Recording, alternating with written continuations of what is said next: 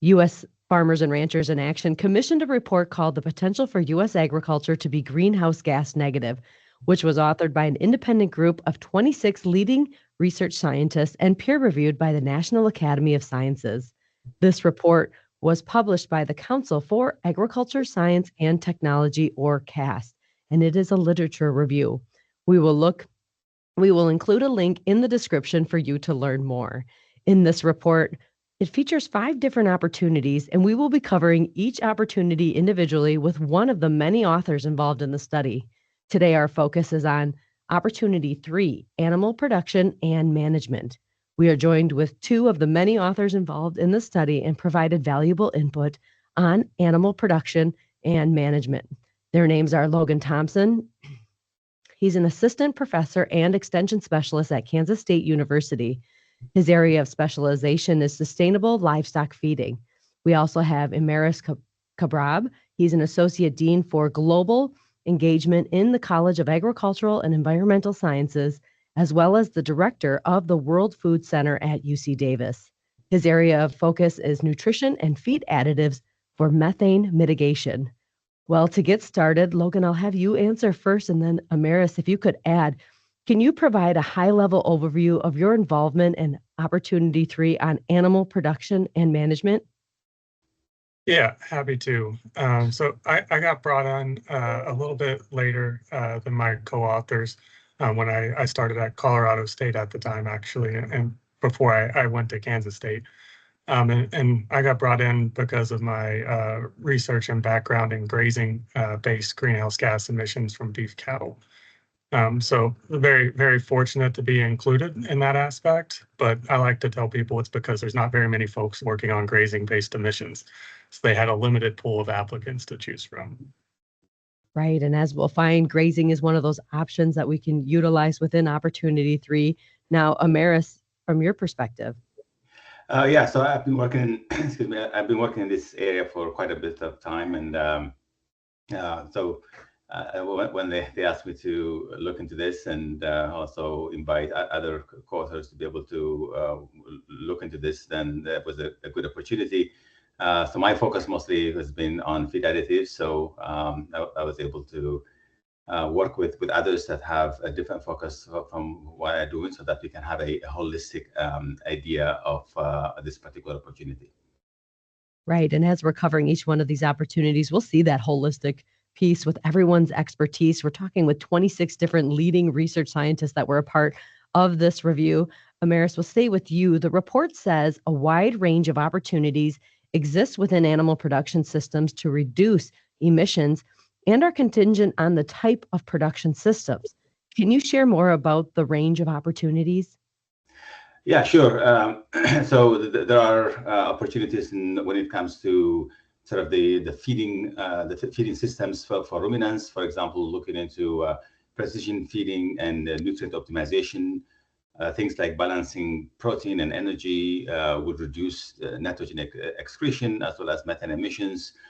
Using byproducts. There are a lot of agricultural byproducts that can be used, such as deciduous grains or citrus pulp. And if you live in California, then you have even more byproducts like almond hulls and grape pomace and all that. That would reduce the overall carbon footprint of feed production. Forage quality, I'm sure we're going to be talking about with Logan about forage quality and grazing.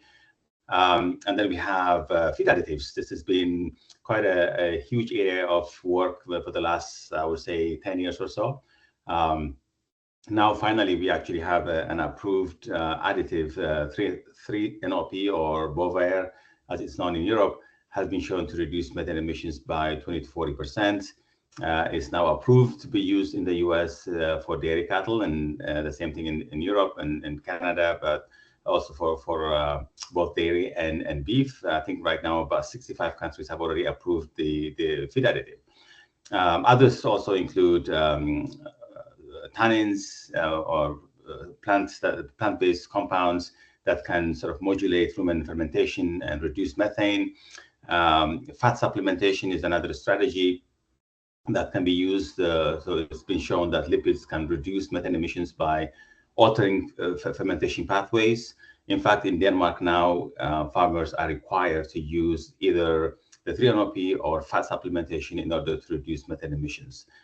Other things that have been going on would be selective breeding and genetics. So identifying and breeding low methane emitting animals that would then eventually reduce emissions. This is really great strategy because it's a permanent reduction in emissions from those animals, and you don't have to add anything into the diet on a daily basis.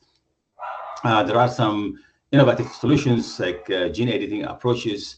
There are some research that's going on right now looking into genetic intervention that could alter the microbial populations or actually targeting the genes that are responsible for methanogenesis and potentially edit them out using CRISPR technology, and then creating basically animals who have very minimal amount of methane emissions.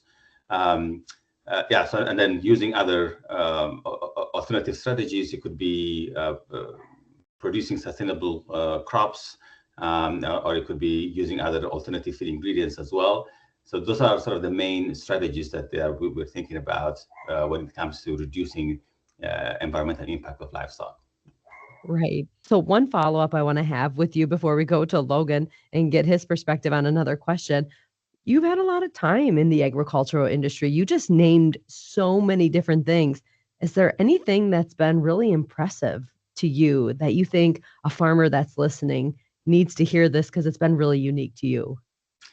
Yeah, I would say with the feed additives, this is something that has come in the last few years. It hasn't been that long that we were looking into this area, and now it's becoming really, there's a lot of effort that's gone into it. And so we do have one that's approved, and then I think there will be a number of others that will be coming in as well. I didn't mention things like vaccines. I think vaccines would be also a really good way, much efficient way to reduce emissions. Now, the reduction would be probably 10 to 20%. So it's not going to be a lot, but when you have millions of cattle, I think it makes a big difference. And other solutions like using seaweed also, which I did not mention earlier, is something that has huge benefits in terms of, if you look at the actual amount of reduction, we've seen reports that goes up to 80-90% reduction in using this, and there are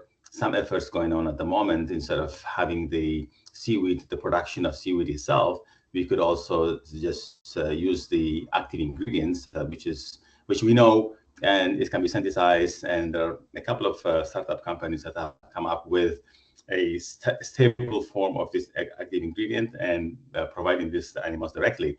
And that could then also open up another opportunity to reduce that. So this is a very dynamic area at the moment. Lots of work have been done, lots of publications coming up every month. So things are changing quite a bit, and I would think in the next couple of years things will settle, and the ones that have the most promise will probably go to the top and go to the commercialization phase. Right. It's one thing that's been very interesting is we have people from all over the United States, UC Davis, Kansas State. I'm from Wisconsin. The feed additives isn't a new term for me. A lot of the robotic dairies in Wisconsin are definitely utilizing them. We're going to move to Logan. One item the report says is results from different studies would suggest methane emissions could be reduced by 20 to 40%. However, there's a trade-off with costs related to those changes and impacts on either meat or milk production. The primary challenge is to demonstrate the effectiveness of feed management practices at a scale in which producers have confidence in the results. Can you speak to some of these options and the importance of ensuring that it is financially sustainable for farmers and ranchers? Yeah, happy to. And my colleague just went down a very impressive list. He's had a remarkable career and has really set the table for those young scientists like myself to kind of build off of their work. And from that list, we kind of have a suite of practices, right, or changes that we can make. At the end of the day, the farmers, like our consumers, they make financial decisions for them and their families, right, and their operations. And so when we provide recommendations for things to change with their management, it needs to make dollars and cents at the end of the day. Right. So the good news is we have a lot of different strategies that we've researched. But one that my colleague mentioned Bovaer, legal to be fed to dairy cattle here in the United States. What does that do at a production scale? Luckily, we have some dairies now that are feeding it. And I know that some producers on the beef side are going to be very interested in their experiences with the compound and how it impacts their bottom line. And once we have proof points, right, that, hey, there are some financial advantages to changing your management strategies, they're going to have a lot more confidence in tweaking those. Our industry works on the margins. There's not a lot of profit per head to be made, in the cow-calf stocker background or feedlot sector. So when we provide recommendations, we need to have some pretty robust economic results to support those changes if they're going to actually adopt them. Logan, we'll stay with you. You've kind of mentioned some of the potential viable solutions. Is there any else you'd like to add? And are there any potential, those solutions different across the United States? Yeah, so speaking on the grazing sector, right, it's 70 to 80% of our beef carbon footprint comes from grazing-based operations. Right, so primarily the mama cow out there on a pasture for an entire year weaning, 0.9 calves per cow. That's our largest contributor to our footprint. And we do know that there are some best management practices that we've harped on as an animal science community for many decades, proper supplementation, proper plane of nutrition, whether that's changing the forage base or providing that supplemental protein in the wintertime, supplemental energy. We know with some certainty that those improve ruminal fermentation and thereby reduce emissions. I think there's going to be some challenges for us in that sector. Bovaer, for example, how do you feed that in a supplementation strategy? We can research it pretty well in a confinement system like a feedlot. It's a challenge to do it in a cow-calf system for sure, but I know that work is going on and will continue to go on. And I think the regionality for our grazing-based sector is really, really important. Dr. Kebreab mentioned, they have different byproducts there for their confinement operations in California. We have different byproducts here in Kansas, but we also have vastly different forage bases. We have very different, types of cattle that perform well in this region. The same would be true in your neck of the woods, Wisconsin, right? And the same is be true in Georgia. We have to have different recommendations in each region, and that's part of what makes this such a challenge. Right. And we're going to jump right into some of those challenges. Ermias, I'll have you answer first. And then Logan, if you could add, what are some of those challenges for farmers and ranchers to make this happen? Yeah, so I think some of the challenges will be financial because if you think about the feed additives, there's going to be an additional cost to that to be able to obtain them and then put them into the production system. But luckily, there are some ways in which those costs could be offset. One could be incentives. So California likes to give incentives, for example, and through the incentives, it's possible that the burden is basically shared amongst a lot of people. And the other thing is having sort of a premium product where the environmental impact of that particular product is much lower. So that way you could have a product differentiation, and which means that some consumers would prefer to buy products with lower environmental impact. And the third is really sort of a lot of the aggregators or large industry that are selling those products. They could also provide those to the farmers, and they can monetize the reduction in emissions.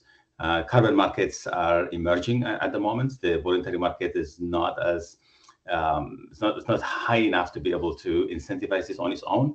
But as the price of carbon goes up, potentially to $80-$100 per ton, that would then make it a lot easier and becomes a bigger incentive for farmers to be willingly participate in this, and as should be, would also be benefiting from the reduction in carbon from their farms. Right. I hope it's being emphasized that it needs to be financially sustainable in order for this to work. And the farmers that are listening, we're giving you a wide range of options. Think about how this could fit into your farm. Logan, from your perspective, what challenges do you see? Yeah, I like to harp on trust with all of these management strategies. As much you said my title, for some reason I'm an extension specialist. We like to pretend that ranchers and farmers trust what we have to say, but really they're interested in what happens across the fence line, and I have found that they're more willing to trust changes when their neighbors do it and succeed at it. So it's really building that snowball effect where we have early adopters who succeed, and then their neighbors begin to trust, like, hey, this management can work for my operation, right? And they're more willing to adopt it, right? That's a big part for me. Another is clarity. So Dr. Kebreab mentioned carbon markets and carbon prices.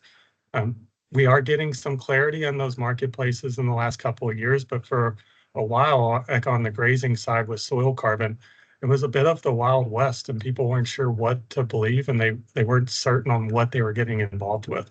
And so we need more clarity in those markets so that people can see actually that financial incentive, right? Because up until a couple of years ago, it was rather unclear what people were signing on to when they got into a carbon market. Right.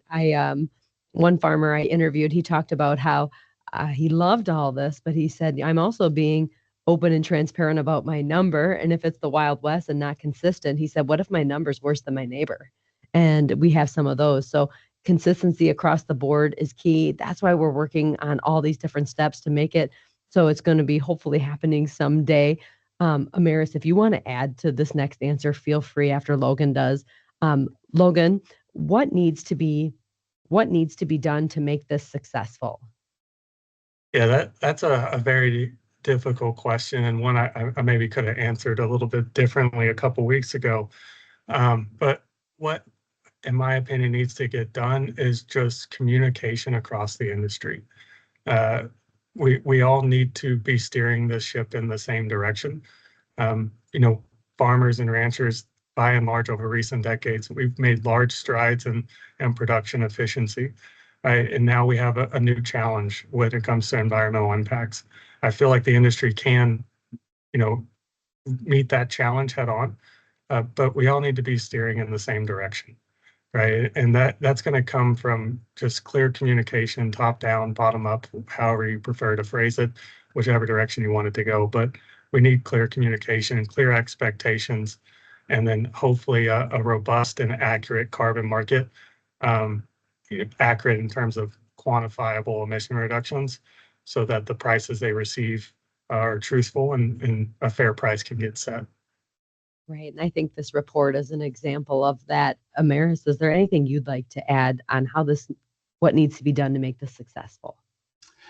Yeah, so I think some of the other things would be sort of having investments in all of this stuff that's been happening right now, so that we can, how it's easily to be transferred and help farmers to actually adopt it. So and that adoption should offer financial benefits to farmers as well, and communication with consumers as well. I think there has been some issues in communication recently in the use of feed additives and things like that. So clear communication with consumers would also help in sort of accelerating the adoption of some of those technologies. Well, last question as we wrap up Farm Food Facts, and I feel like you have both filled us with a lot of information. So any final thoughts you'd like to share? Ermias, I'll have you go first. And Logan, if you could add, what do you want people to take away from Opportunity 3, Animal Production and Management? Oh, and you have your mute on. Okay, yes. Yes, I think there are a number of things that we shared within this opportunity, and what I would like to say, for people to take home, sort of the take-home message would be that there's a lot of methane mitigation and climate-smart livestock systems being developed, and there's a lot of advances that's happening in whether it's feed additives, genetic selection, or microbiome intervention that will help reduce methane emissions. Precision livestock farming and digital agriculture. We know that there's increasing use of AI, machine learning, real-time monitoring. All of this would be part of agriculture. focusing on alternative feeds as well as circular bioeconomy. So using a lot of the resources that we have, recycling and using some alternative feeds would help as well. And lastly, it's important to set the right policy and market incentives as well, so that sustainable livestock doesn't come by chance. So we have to have good policies and market incentives for this to happen. Right. It's really a team effort across the whole supply chain. Let's just hope that those farmers and ranchers are leading it, but they have people like you guys that are helping support them. Logan, what do you want people to take away from this opportunity? Yeah, I think a big takeaway I had after, I read the final report and I remembered what all we wrote in it, was just, a bit of excitement, like progress can be made. A lot of the things we discuss from the time we wrote that chapter a few years ago to the time it was published, wow, a lot of progress was made with Bovaer, for example. It's available to be used in the U.S. If you would have asked me when we wrote it, I didn't know when that was going to happen. So, progress is happening, right? We're able to make improvements, and even if you're only able to adopt something that's a 10% improvement over your standard greenhouse gas emissions for your operation, that's still a really big benefit, right? You're still providing a climate benefit. So I think it's just one of excitement, and this is something that we can achieve as an industry. Right. And there's people that are passionate behind it. You both are examples of that, along with the other researchers that volunteered their time and their expertise to be a part of that. So thank you so much for doing that. And thank you for being with us here today. USFRA plays the critical, important role of creating opportunities for collaboration, information sharing, and solution development across the full agricultural value chain. We appreciate your time. And if you enjoyed listening to this podcast, please subscribe and rate us on your favorite podcast app. Tune in again. I'm Joanna Guza for Farm, Food, Facts.